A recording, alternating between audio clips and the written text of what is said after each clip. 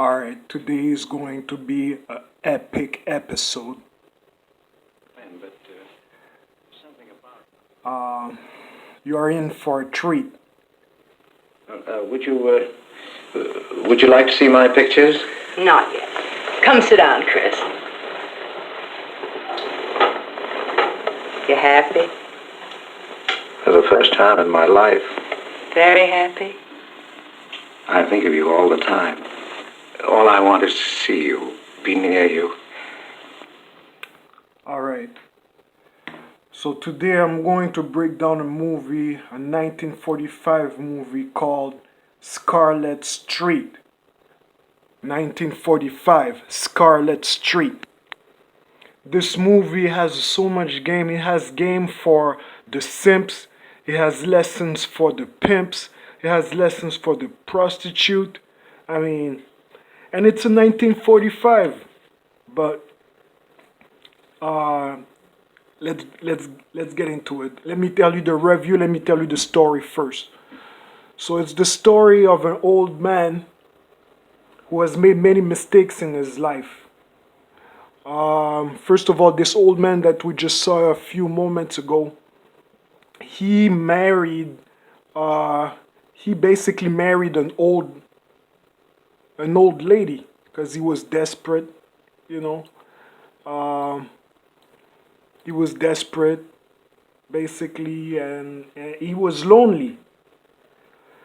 So he married that old lady, but he realized years and years later that he's not happy. And when he sees a young woman, such as this young woman right here, oh boy, he realized he wants some of that. He wants to get out of his marriage and get with her. So the movie starts actually how they meet these two is this lady was taking a beating in the streets. And this old man saw her taking a beating. So he came and rescued her. And after that, they remain in touch. And because she's allowing him to stay in touch with her because he thinks he saved her from a beating. But in reality, the man who was beating her, guess what? The man who was beating her was her boyfriend, aka manager, and some might want to call him a pimp because she's a working girl. But he doesn't know that she's a working girl because when they have their first date, right? They have a date, right? During their first date, basically she tells him that she's an actress, so she lies to appear pure. And he tells her that he's not a clerk banker, but that he's a painter. But in reality, he's a full-time clerk at the bank, and his part-time hustle is painting. He's just painting for fun. But he wanna appear like he's a big shot artist to her, so he lies to her. So here's a lesson, don't lie. But he lies to her. So now when he lies to her, tells her he's a painter, in the back of her head, she's like, cha-ching. She's like, damn, he must be rich. So even though she's a working girl, a prostitute, she has a desire to be a gold digger, which is totally different game. A prostitute is a transaction. She gets paid for doing something, whereas the gold digger, the transaction is not so clear. She's just like providing like a girlfriend experience. She doesn't get paid to sleep with the man, which is a different ball game, which is what she's doing with him. But she's not very skilled at being a gold digger. She's very unimaginative. And that's why the pimp, the manager, is often mad at her, right? The manager is often mad at her because she doesn't have much brain. She's not very smart. The manager has to come up with all the advice, right? With all the advice on how to scam the simp, the trick. And we call him there's a difference between a trick and a simp. See, the trick is someone that pays for sex, but dude hasn't paid for sex. Dude is paying for the possibility of marrying her. The possibility of marrying her. So we're not even talking about the possibility of sex, right? He's committing. He's trying to commit to a woman that he doesn't know her like that. So anyways, she basically tries to get money out of him just by giving him the promise of marrying him. And basically she ends up getting an apartment that he pays for. He pays for her apartment. But here's the game that you have to peep is the mistake that the working girl and the pimp make here is that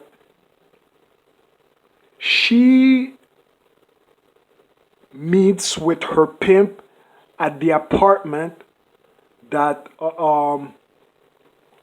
that the simp bought her. So the risk that the simp is gonna find out that they are together. He's gonna find out the truth. That's a risk.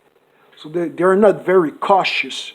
Their team is not very cautious. There's a lot of flaws in what they're trying to do here. They try to sell the painting of the simp. And it works. They make money by selling the painting of the simp.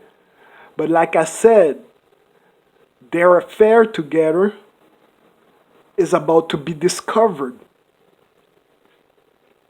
And when the simp finds out that she doesn't really like him, or he's about to have what I call a red pill overdose. Because he thinks she loves him, but really she doesn't.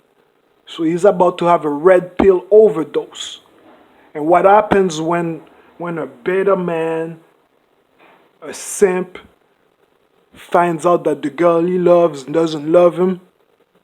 You're about to witness that. Let me show you what it looks like.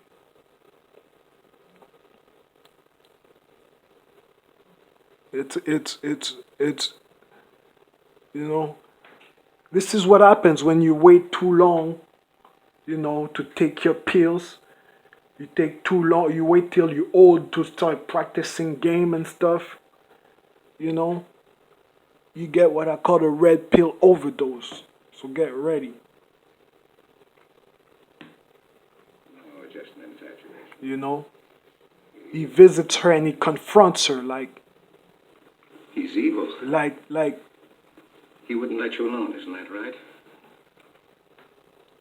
I wanted to kill him. Well, that's wrong. Why'd you come here? To ask you to marry me. What about your wife? I haven't any wife. That's finished. For cat's sake, My you don't... husband turned up. I'm free.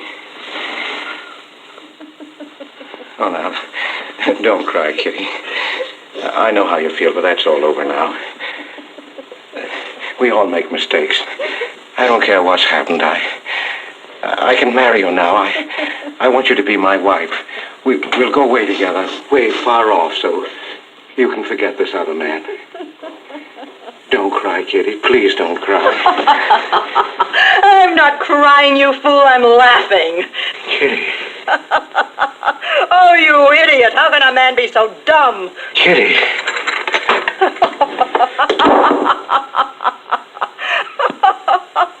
I wanted to laugh in your face ever since I first met you. You're old and ugly, and I'm sick of you. Sick, sick, sick! Kitty, for heaven's sake. You killed Johnny? I'd like to see you try. Why, he'd break every bone in your body. He's a man. You don't want to marry me? You? Get out of here! Get out! Get away from me! Chris! Chris, get away from me! Chris! Chris! See what I'm talking about? And that's what I call a red pill overdose and its consequences.